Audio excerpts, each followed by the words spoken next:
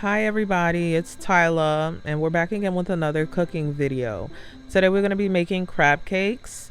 Crab cakes are one of my favorite foods, so it was really important to me to master this recipe. I started off with dicing up some yellow peppers, orange peppers, and some onions. I threw some olive oil in a saucepan, put it on medium heat, and let those cook until they become translucent. So I cook my peppers just so that they don't have that crunchy bite when I bite through my crab cake. So I have 2 cans of lump crab meat. One is a jumbo lump.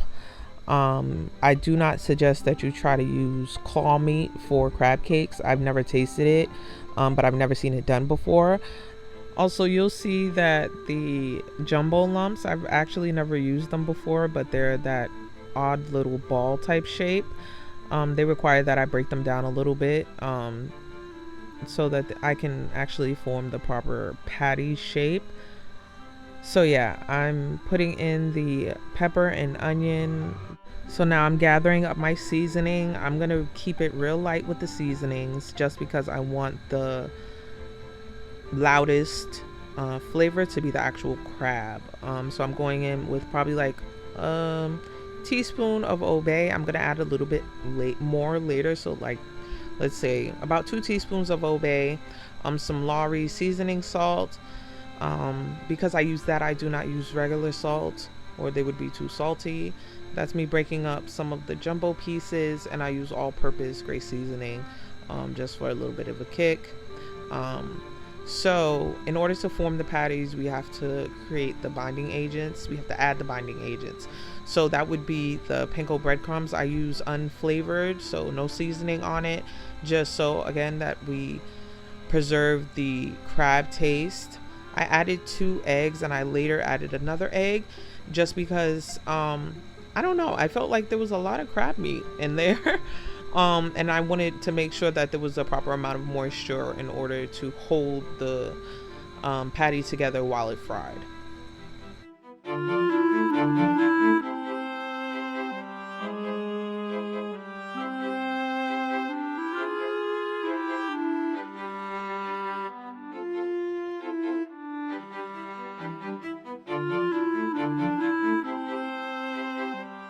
So you may notice I'm doing like this patting down motion. That's just to squeeze out all of the moisture and to make sure that it is as moist as it needs to be. I also added a little bit more panko just because I was adding that other egg and I wanted to make sure that there was a proper ratio. I actually don't like my crab cakes to be too much of a patty. I want to be able to taste the different texture of the crab meat. If you're one of the people that like a more condensed crab cake, I would highly suggest taking the panko, and if you take like a cup of panko, you would add like a half of cup of milk. You would still add the egg, but it would create a much softer crab cake.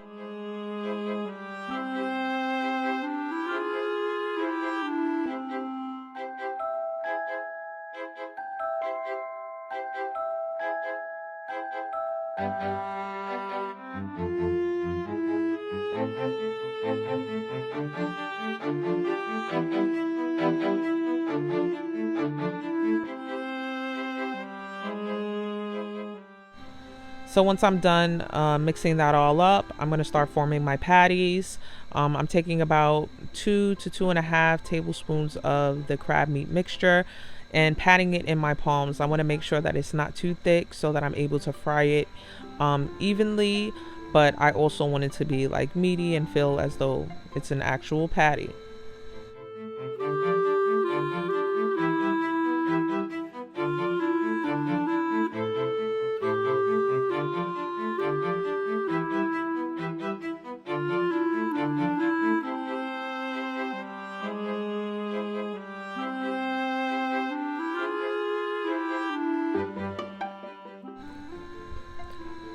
With having the 2 cans of crab meat, I ended up making about between 15 and 16 crab cakes.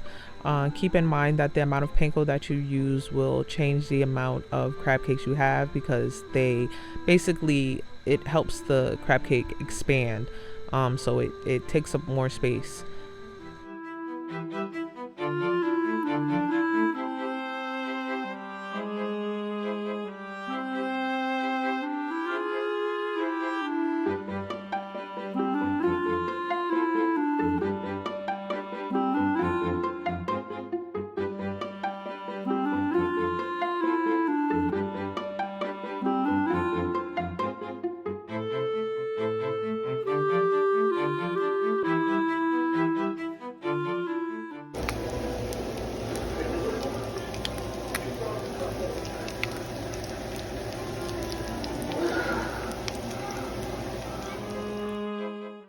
To fry the crab cakes, I basically put about 2 teaspoons of canola oil in a pan and pan seared them. If you use the milk and panko mixture that I suggested earlier, if you want like a more like patty type crab cake, you can deep fry them, but I don't suggest it because it needs to be able to maintain its shape in the fry, and it's harder with all of that oil surrounding the cake.